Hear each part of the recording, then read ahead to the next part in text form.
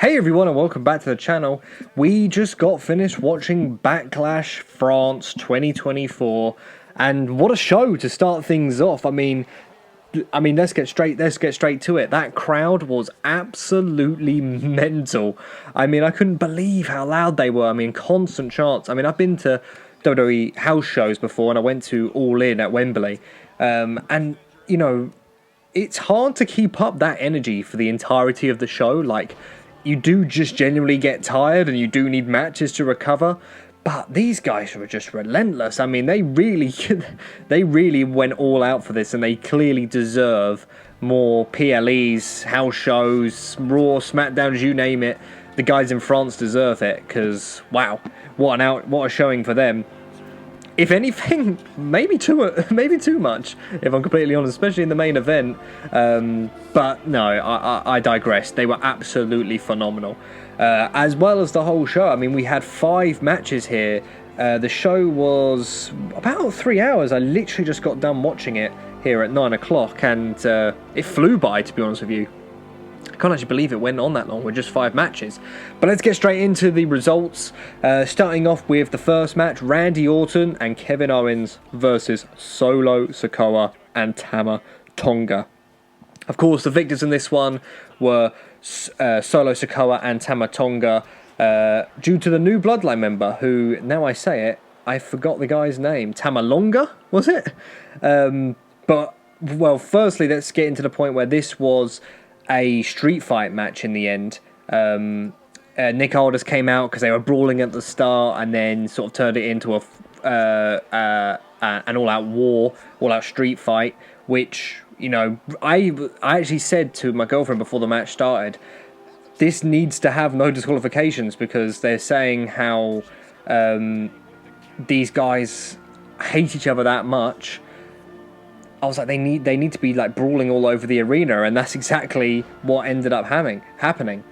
Fast forward, after an absolute beating, the Bloodline started to get on top of things, and just as it looked like Kevin Owens was about to pin Tama Tonga with that brainbuster off the top rope through the steel chairs, Tamalonga, or whatever that guy's name is, I'm sure I'll come to learn it in the coming weeks and months, grabbed the foot, broke up the pin, and then of course Solo Sikoa with the Uranagi on the chair, and then the Samoan Spike to finish it off. Glad they went with this decision. I actually really thought, in my predictions video I said this, but I really thought they might do Randy and Kevin Owens because it's Randy and Kevin Owens. But in my opinion, the Bloodline really needed this win. So I'm pleased that Solo is being cemented as this kind of, and the Bloodline's growing. Because we still haven't seen Jacob Fatu debut yet. So I'm glad to see that the Bloodline's growing as this new force under Solo Sikoa's reign, shall we say. And I think he's a worthy predecessor for Roman Reigns. And I'm looking forward to when Roman Reigns comes back and, let's be honest, puts him in his place.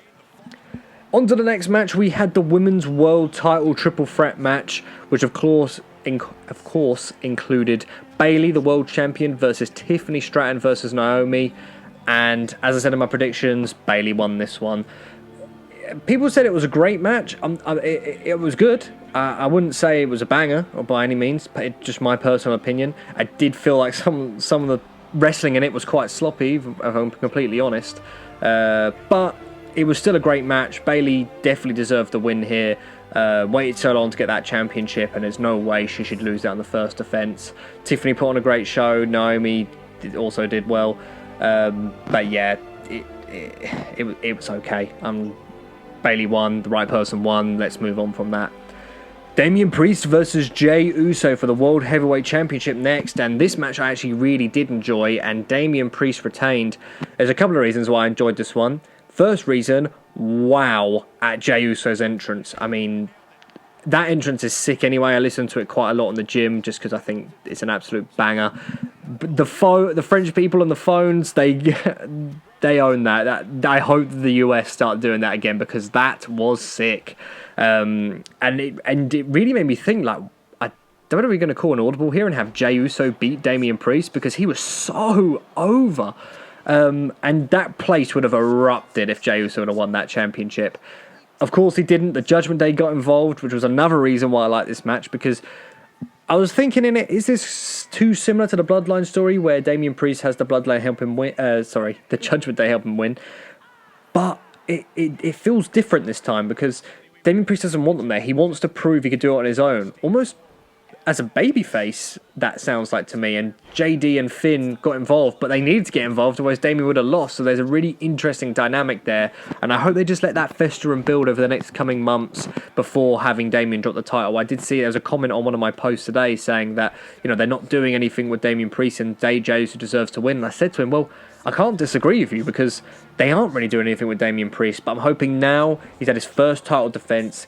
This story's kind of been hatched. They've got the story now to push this forward, and I just hope they give Damian Priest the reign he deserves and make it memorable. But yeah, but apart from that, still a great match. Loved it. Then we had Jade Cargill and Bianca Belair versus Kairi Sane and Asuka, the Kabuki Warriors, for the Women's Tag Team Championships. And of course, Jade Cargill and Bianca Belair won the titles. First title win for Jade Cargill, I believe. First tag team title win for Bianca Belair. Great match. I wasn't expecting much out of it, if I'm completely honest. I wondered how they were going to use Jade in this instance, because obviously when we saw it at WrestleMania, it was a bit of a squash match. This one went on for a bit longer, and that finish with Jade's power, I mean, my goodness, what a showing for her. And of course, Bianca, I said this to my girlfriend when we were watching the show, I will argue anyone when it comes to Bianca Belair being the best women's wrestler of all time. And I feel that I'm confident when I say that. I genuinely do think that she's the best. And I think when it's time and when they pull the trigger on her to turn her heel, I think it's going to cement her as the greatest of all time in a lot of people's minds. Because, of course, over the past 3-4 years now, she's obviously been smashing it as a babyface. I'm not tired of it, but I just think that the heel work is going to be something else as well. And yeah, of course, Asuka and Kairi Sane, both phenomenal as well. Great match, great, and the right people won. I think it having Jade and Bianca, two stars, hold those titles brings more prestige to the women's tag team championships.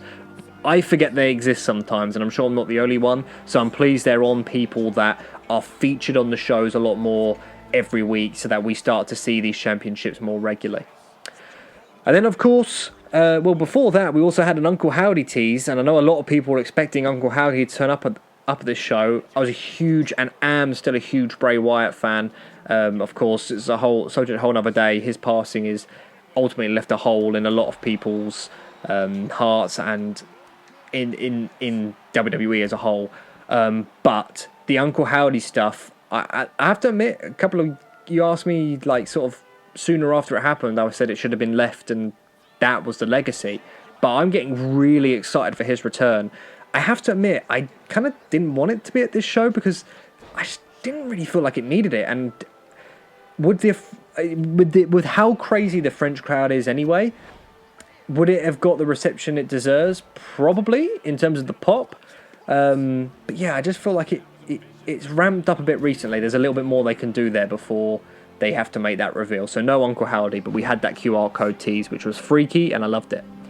And then, of course, moving on to the main event, we had the American Nightmare, Cody Rhodes, in his first undisputed championship defense against the phenomenal AJ Styles in what I thought was a great match.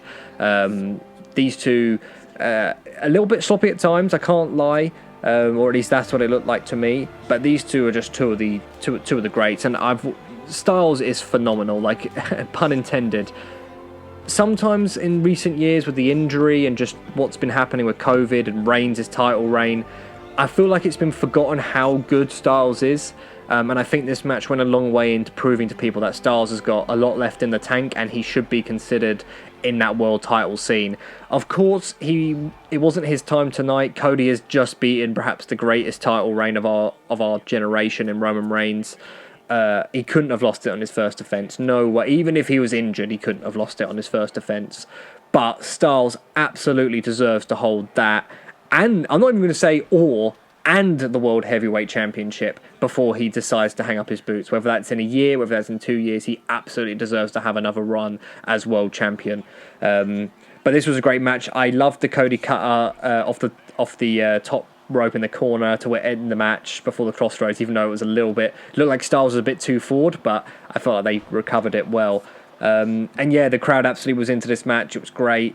And yeah, happy that Cody won his first title defense. And they made a good point in commentary about saying, like, now we get to see the title reign, as in like that first one, and the same with Damian Priest, but that first one's it's in the books now. He's done it. He's beat AJ Styles. He's had a title defense. Now it feels like things can get a little bit more wild and a little bit more like, maybe it feels like he won't retain. You know, I'm sure Cody will have a decently long championship reign, but it's not going to be Reigns', surely. So it's got to lose it, give it a year maybe, and then, you know, I just think now that first one's in the books is going to really open up the playing field to what happens next. But there you go, that was the Backlash results. I'd love to know what you thought of the show and all the matches in the comments below. Overall, loved the show. I thought the wrestling was great on it, the crowd was great, the arena looked great. Felt like for a B show PLE, it felt like a big one. And yeah, I'm really looking forward to Bash at Berlin now to see how they can top this French crowd, because I'm sure they're going to bring it because they got some competition now.